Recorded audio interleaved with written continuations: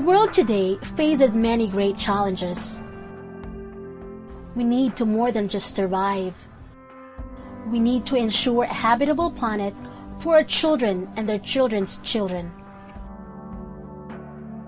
Never before has the human race produced so much food so efficiently. But massive inequity remains in the distribution of our food supply. About 25,000 people die every day of hunger. Excessive and indiscriminate use of pesticides and petrochemical fertilizers has poisoned our land and waters. Are these same chemicals slowly but surely poisoning us?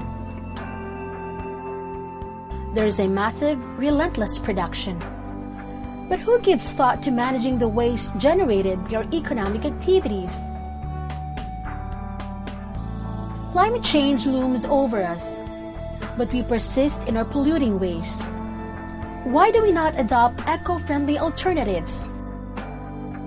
And there is the ancient struggle against the lack of health, the lack of education, and the seeming absence of opportunities for millions to transcend poverty.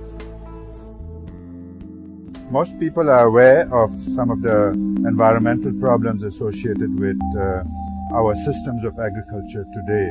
One of the good things about level of knowledge today is that we already know how to solve most of the problems of food security and environmental degradation. I don't think we have a shortage of knowledge.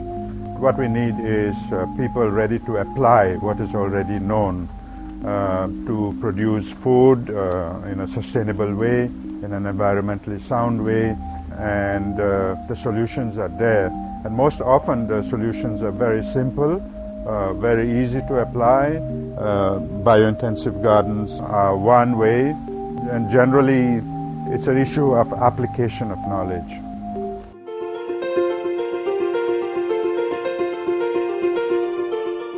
The key concept is having a narrow bed and a raised bed.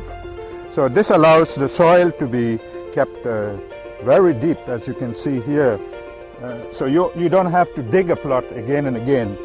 You just dig it once, and then the plants do the digging for themselves. And over here you see the source of nutrient. Any leguminous plant can be used as a fertilizer, and this particular system is of special relevance to urban areas as well. Biointensive gardening, BIG, was packaged by IRR out of many traditional gardening practices biased towards more organic and sustainable agriculture.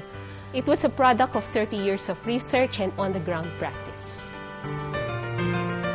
Biointensive gardening has been practiced across Asia, Africa, and Latin America. The biointensive approach offers sustainable solutions. If practiced by more and more farms, communities, households, it can help address issues of food insecurity, malnutrition, environmental degradation, and climate change. In 1980, IIRR's biointensive approach contributed significantly towards reducing hunger and poverty among displaced families of sugarcane workers in the province of Negros Occidental. And it endures today. The Sisters of Mary School in Silang, Cavite, catering to 2,500 indigent youth in Luzon, adopted biointensive gardening to rehabilitate the soil on their 5-hectare property, taking the first step towards self-reliance, food security, and better nutrition for their students.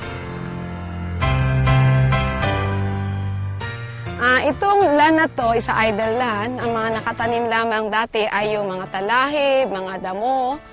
And then nag-start ang development nito last May 2010. Ang tumulong po sa pag-develop ng aming farm na 5 hectares ay yung IIRR, na tinatawag nila na BIG technology, na kung saan natutunan namin yung mga madre at mga bata kung paano maggawa ng garden, compost pit. At present, the farm generates a significant income for SOM in the form of savings.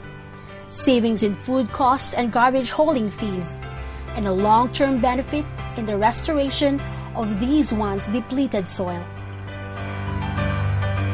Yung galing sa kusina namin, na mga pinagbalatan nga po, pinagtalupan, binabalik po namin dito para ma-decompose po, tapos para magamit namin sa lupa, pampataba.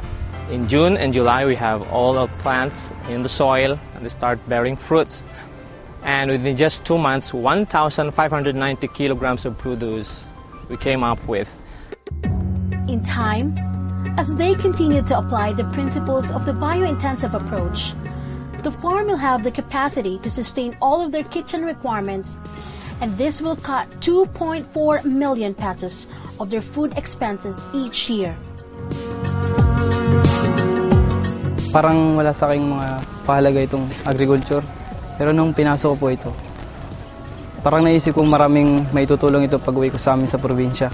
Marami po rin po akong natutunan dito po sa agriculture. Lalo-lalo po yung iba't ibang methods ng composting. Makapag-produce ka ng mga gulay na para sa pangailangan lang ng pamilya mo. Masarap po yung feeling na kapag yung pinaghirapan mo po, kakainin mo. Nakaka-generate ka rin po dito ng mga pera para i-sustain pa iba pang mga pangailangan sa buhay mo.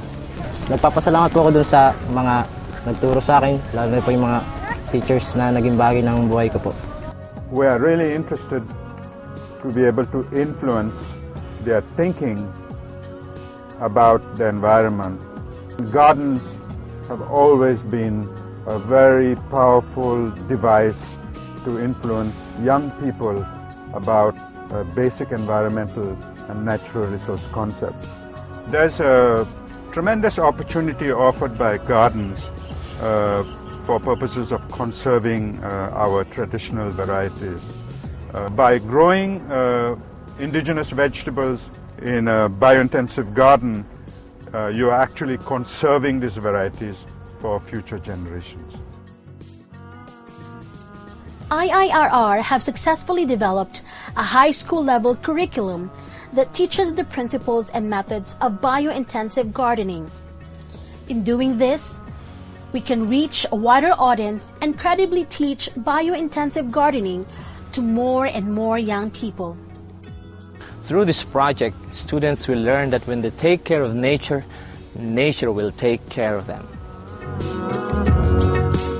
Bio-intensive gardening can support the nutritional needs of both rural and urban families, assure food security, and can serve as their source of income. The big problem today is increasing urbanization. People are moving to the cities for work, or they're driven because of climate change issues, or because of the issues centered around acquisition of land. One of the things that has not yet been tested and developed enough in the Philippines, for example, or in some Asian countries, is the concept of community gardens, where a small area of land, let's say 1,000 or 2,000 square meters, is subdivided into small plots and allocated to urban families. So they can garden in small plots of no more than 100 square meters each, ideally 50 square meters. Now here's where gardens can play a difference for people who are internally displaced, for people who have had to move out for 15-20 years. But the problem with bio-intensive gardening is just so simple and nobody pays attention to it. They don't realize the value of it, and I think that's an issue of how do you get people to appreciate how important is bio-intensive gardening. Supporting the expansion of bio-intensive gardening and other sustainable agriculture projects contributes not only to the livelihood and food sufficiency of poor communities, but also mitigating the impacts of climate change.